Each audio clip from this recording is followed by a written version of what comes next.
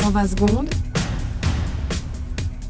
l'invité de la rédaction. On est toujours sans nouvelles du Boeing 777 de la compagnie Malaysia Airlines. Le vol MH370 qui devait relier Kuala Lumpur à Pékin a disparu des écrans radars le 8 mars dernier.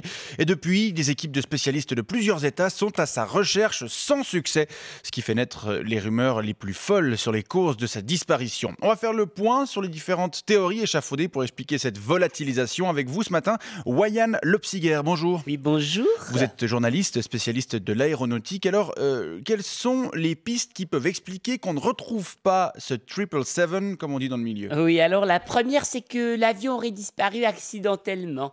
Il se serait crashé dans la mer. Splash, boum, comme le vol Rio-Paris, qu'on avait aussi mis plusieurs jours à retrouver. C'était en 2009. 5 jours précisément. Oui, 5 jours. Mais l'A330 d'Air France reposait par 4000 mètres de fond, ce qui expliquait que ces boîtes noires n'émettaient aucun signal. Or, les eaux du golfe de Thaïlande connaissent des profondeurs de l'ordre de 100 mètres. Oui, en plus, le 777 est un appareil extrêmement fiable. Il y a seulement eu 4 accidents en 20 ans, dont un seul a entraîné des décès.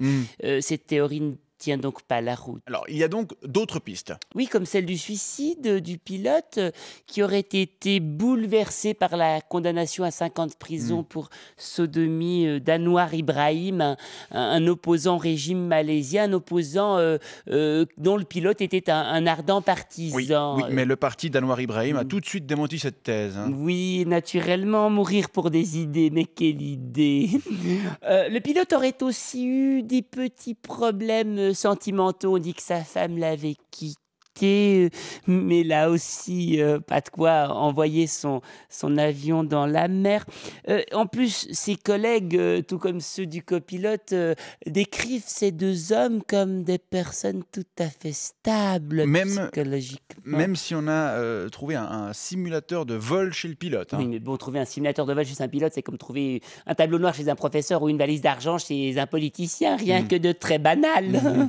Bon, alors cette théorie ne tient donc pas plus la route. Une autre? Celle de l'explosion en plein vol à cause d'un incendie, d'une bombe ou d'un missile.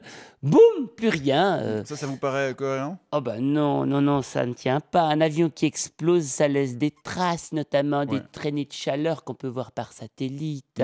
Et puis ça laisse traîner des débris qui flottent dans la mer. Et puis si des terroristes avaient descendu l'avion, eh bien ils se seraient manifestés. Ils auraient dit coucou, c'est nous. Non, et puis quel État aurait eu intérêt à balancer un missile dans cet avion? Non, ça c'est encore du flan. Alors il y a encore la théorie du détournement, la plus crédible pour certains.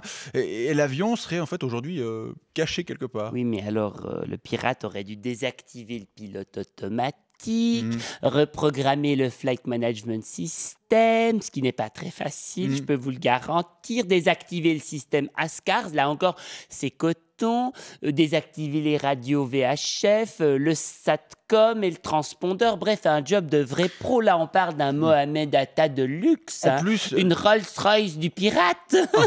En plus, l'avion aurait dû voler à 1000 mètres d'altitude pour éviter les radars. Oui, ce qui consomme 4 fois plus de kérosène. Et surtout pour aller atterrir où? Encore une théorie donc qui ne tient pas vraiment la route. En effet, c'est pourquoi, selon moi, il faut chercher la solution du côté des passagers.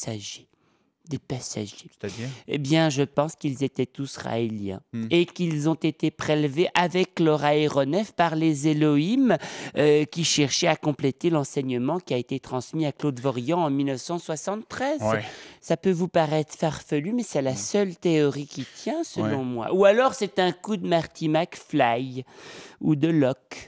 Très bien, en tout cas, on se réjouit d'y voir plus clair, pour autant qu'on y voit clair un jour. Allez savoir. Wayan Lopsiger, je rappelle que vous êtes journaliste spécialisé en aéronautique et je vous remercie pour ce point sur la situation. Vous voulez une menthe? Ah bah ouais, volontiers. Cool. 120 secondes avec la mobilière Assurance et Prévoyance, lamobilière.ch.